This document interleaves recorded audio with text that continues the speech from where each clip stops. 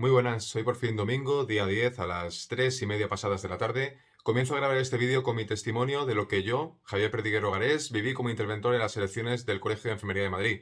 Quiero dejar claro que muchas de estas cosas que voy a comentar figuran en el acta que no firmé, luego explicaré por qué, pero también son cosas que no están reflejadas ahí y que yo, como interventor presente de todo el proceso electoral, percibí por mis sentidos. Y esto quiero que quede claro. Muchas de las cosas que voy a contar son las que yo vi, escuché y puedo dar fe de ello. Lo primero, decir algo que es muy evidente para mí, y es que las enfermeras y enfermeros de Madrid han sido maltratadas en este proceso electoral. Han sido maltratadas con las condiciones que se le pusieron para ir a votar presencialmente, y he sido maltratado yo como interventor estando en ese colegio, en esa sede, durante 42 horas de 48, sin apenas haber dormido, y lo considero algo completamente inhumano. Yo, cuando acabó el proceso electoral, ya en el acta final, estaba reventado, estaba colapsado, no podía ni hablar prácticamente, y eso las personas que estaban delante lo pudieron ver. Yo no podía con mi alma. Además, para poder estar en todo el proceso electoral tuve que pedir a mi hospital un día de libre disposición para poder acudir, ya que estas elecciones no le justifica para nada a ningún departamento de personal que me den el día. Eso punto uno. Y punto dos, tuve que volver al trabajo el día 8 y el día 9 a mi jornada laboral de turno de tarde. Dejando esto claro, que para que se maltrate a alguien no hace falta estar todo el tiempo a malas con ella o con malas formas o lo que sea, sino simplemente ponerle al límite durante 42 horas. Empiezo a contar lo que viví los días 6, 7 y 8 de abril. Empezando por el día 6, por el día del voto presencial, todavía a día de hoy no me explico cómo nada pasó a mayores, cómo no hubo ningún incidente grave, cómo pudimos aguantar aquella vergüenza absoluta. Se sabía de sobra que una sola urna para el voto presencial iba a traer todo eso, iba a traer una cola de horas, horas y horas. Y que eso además en la enfermería, con los turnos que tenemos, bueno, porque la gente tiene vida. No todo el mundo puede aguantar 3, 4, 5, 6, 7, 8 horas en una cola y estar hasta casi las 2 menos 5 de la madrugada esperando para votar.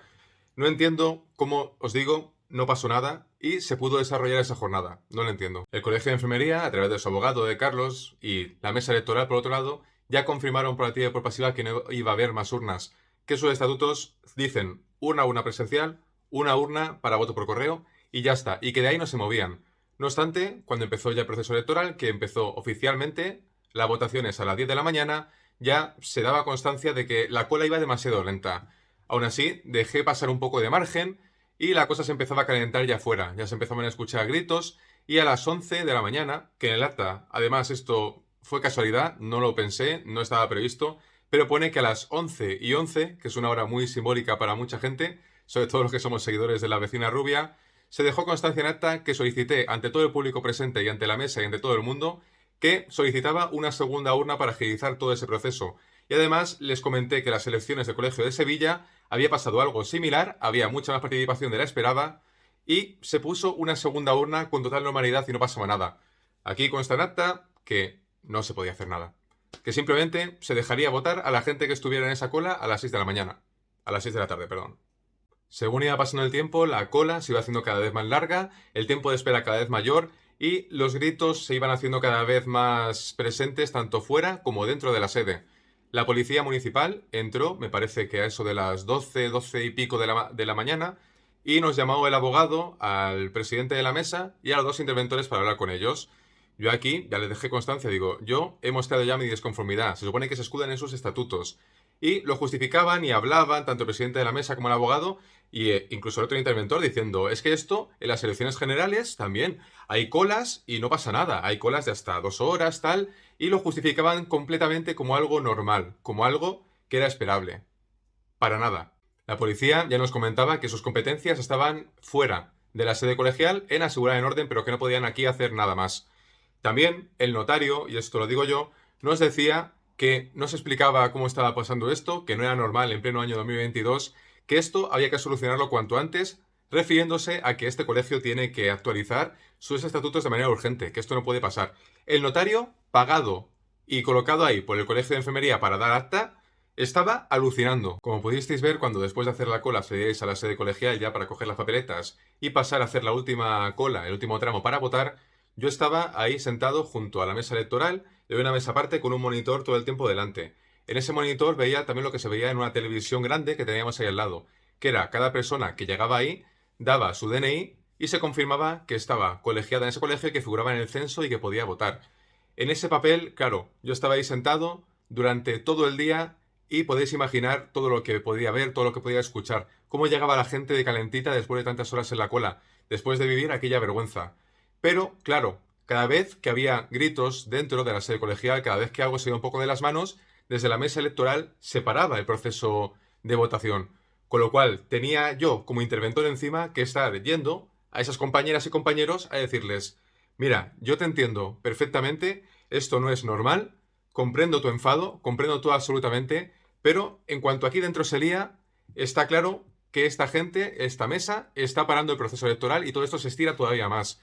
Digo, esto ya va a llegar a donde llegue después, pero ahora lo importante es que esto se agilice en la medida de lo posible. Tenía que pedirles, con toda mi cara de vergüenza, que por favor no dijeran o que no subieran más el tono de voz o que nada acabara en hechos graves.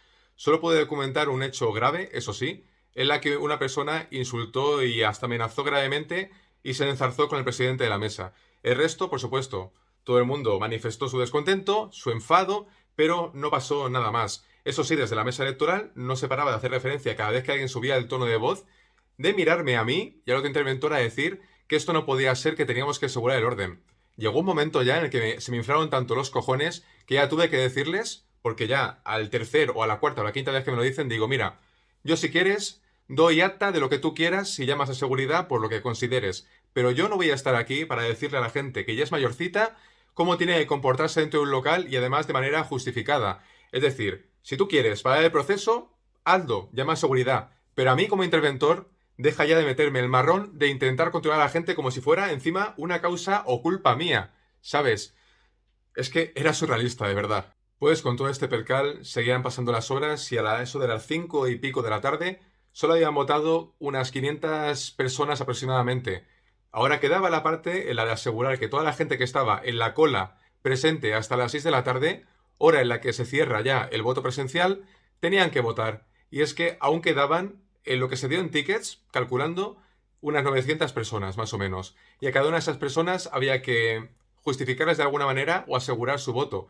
Y lo que se sugirió y se acordó, y me pareció algo razonable ya llegado el punto, era entregar mano a mano unos tickets con DNI y con el número de colegiado para que con ese ticket la persona que llegara a la hora que fuera tuviera que votar. Se entregaron, ya os digo, 898 tickets que fueron vistas por el notario y dejó en su acta. 898.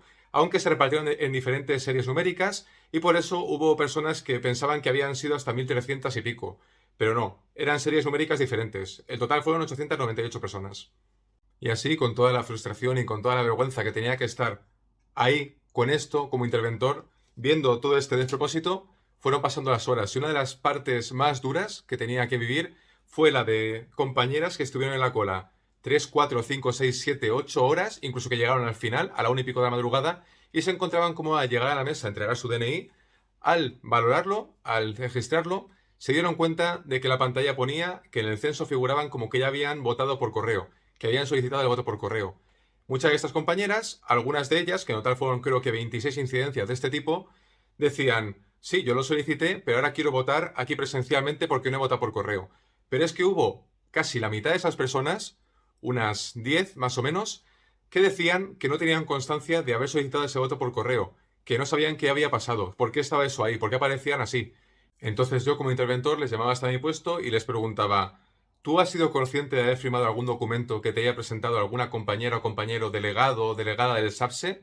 Me decían, sí, pasaron por mi centro y yo le firmé esta hoja, pero luego les dije que yo quería votar presencialmente y mis compañeros del SAPSE me aseguraron que no había ningún problema en que yo estuviera aquí votando.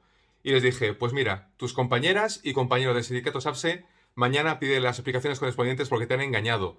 Esas compañeras, delegadas y delegados que seguían instrucciones para acarrear votos, sabían de sobra que si tú enviabas la solicitud de voto por correo, que además les llegó al apartado de correos que ellos quisieron, sabían que tú ibas a figurar en ese censo, sabían que no podrías votar. Y así fue como el sindicato SAPSE ha conseguido acarrear y mentir a sus compañeras. Y aquí hago este paréntesis para hablarle directamente a las compañeras y compañeros del sindicato SAPSE que hicisteis todo esto. Como delegadas en vuestros centros, no sé lo que hacéis por vuestras compañeras, pero aquí las habéis engañado.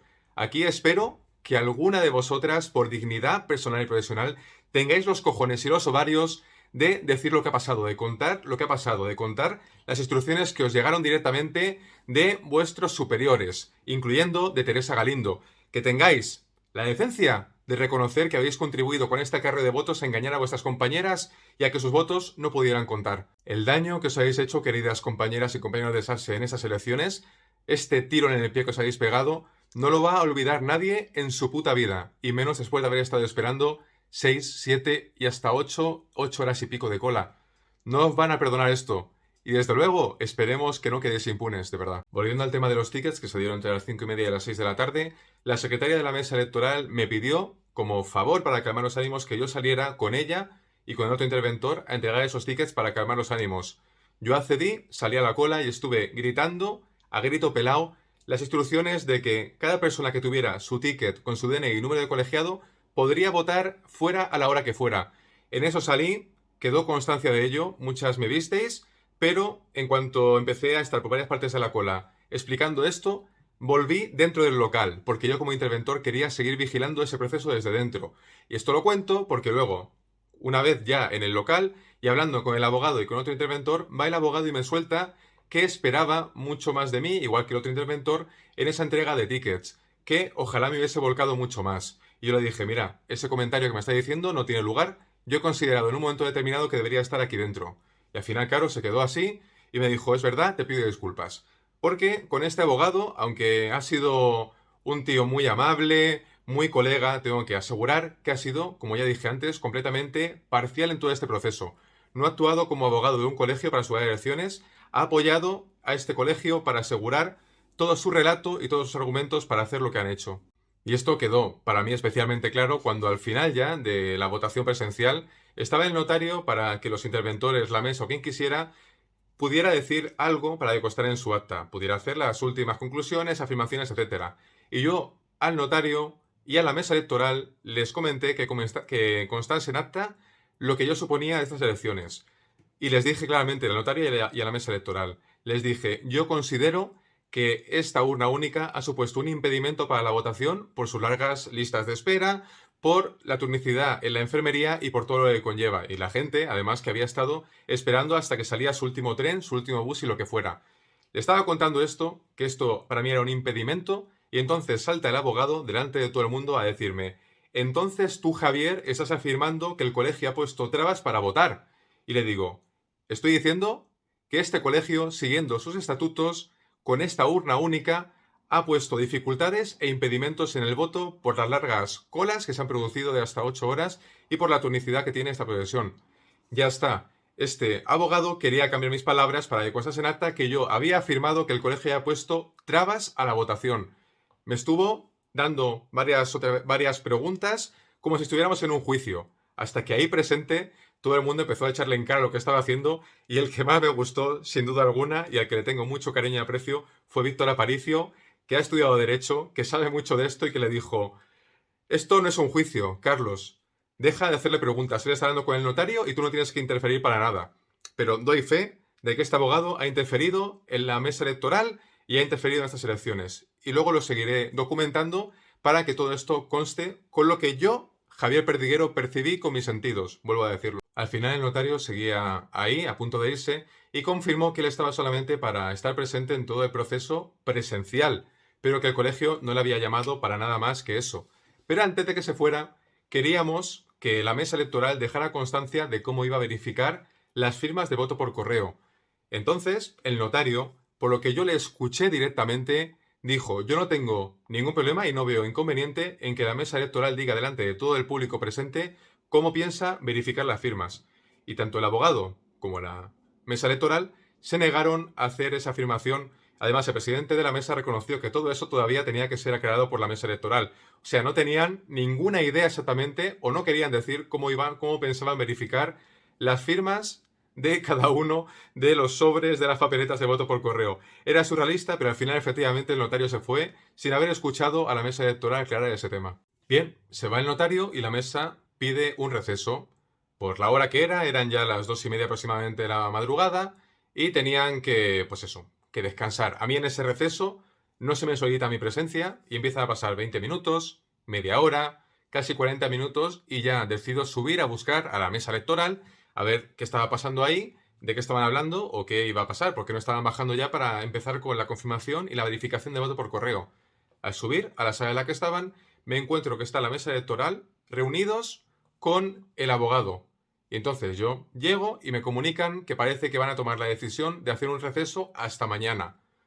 Claro, yo les digo, entendéis que la forma que lo estáis haciendo queda bastante mal. Es decir, estáis pidiendo un receso hasta mañana después de que simplemente hayáis pedido un pequeño receso, no sabemos para qué, nadie ha sido llamado, entonces me encuentro que estáis reunidos con el abogado hablando de esto y ahora me comentáis esto.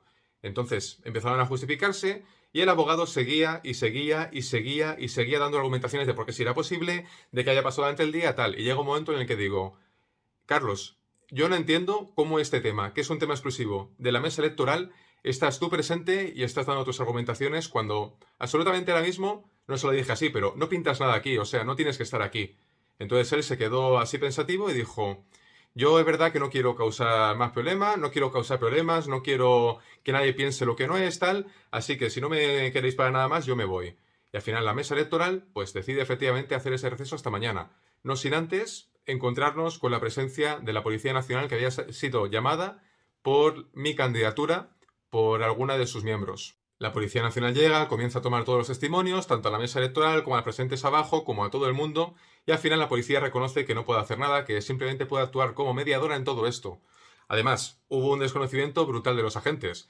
Llegaba uno que me afirmaba y que nos afirmaba a todos los que estábamos ahí que no pasaba nada porque todo esto era justificable y que nos tenían que dar los días libres incluso en nuestros hospitales. Es como, mire señor policía, no está enterándose de nada, esto que usted dice no es verdad.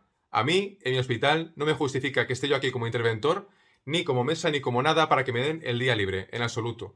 Al final la policía se fue y el acta policial quedará registrado, o quedó registrado, no me acuerdo en qué comisaría. Me parece que en la que está por retiro. Ahí quedó la cosa y se dejó hasta el día siguiente ya para empezar con la verificación de voto por correo. Se hizo un escrito a mano por parte de la mesa para comentar este receso.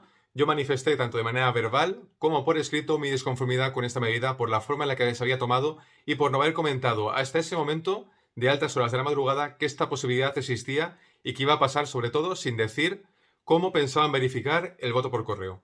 Ahí quedó la cosa. Firmé como no conforme y hasta el día siguiente. Eran ya las 5:30 más o menos de la mañana.